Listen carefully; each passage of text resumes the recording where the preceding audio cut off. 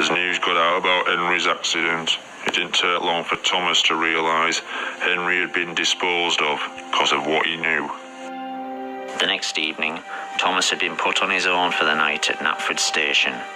As his driver and fireman left, under what was left of his own steam, he set off for the Sodor Research Complex.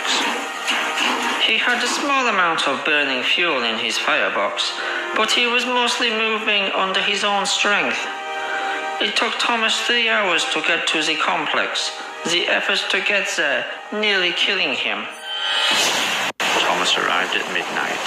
With no one around, he made his way to the shed where he was created. What he found was the answers to his questions, and many others. Since Sodor Research had become producing biofuels vehicles, the world had asked, why had the first biofusion operation worked so well, but nearly every operation since had failed? Sadly, Thomas found the reasons inside.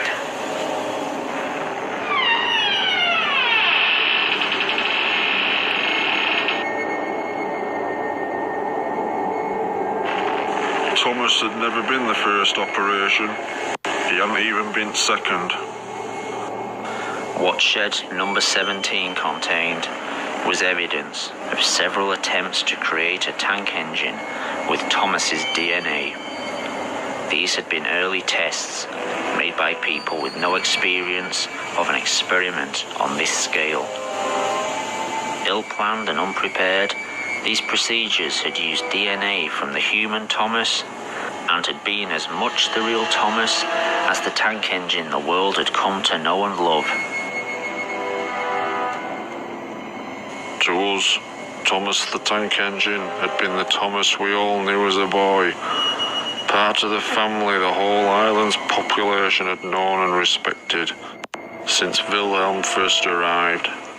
In actuality, this tank engine was no more the real Thomas than all the failed creations made over the 12 months before.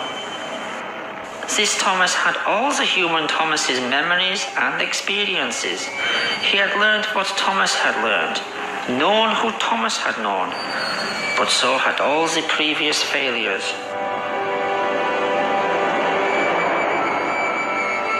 Wilhelm and Hans Goetze had to learn through trial and error how to bring their Thomas back from the dead.